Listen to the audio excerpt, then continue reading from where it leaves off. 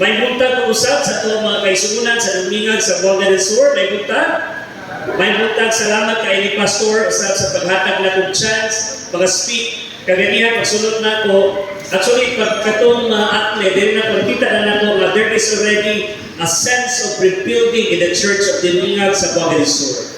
Mga teenager, magkukudiri ito panahon ng church, katong conservative, mga church ba? So again, gibalik yun na ito pag-ingon during my primary years as a young crusader, Domingan is already my foundation. Kaya nga church, naghatag na kong avenue to become a leader.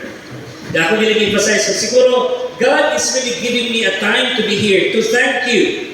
Pasalamat sa Mississippi Local Church niining higayon, niining opportunity nga naumon ang ako personalidad, isip ko sa ka-leader. O bisan asa kung ingon dyan ko, God is really here. God is really giving me the opportunity to become a dynamic leader. For today's emphasis, ako tawagon kini ato ang mensahe karon mga kaisunan, ang ato mga kabataan, kitawag nato sa an urgent call for restoration.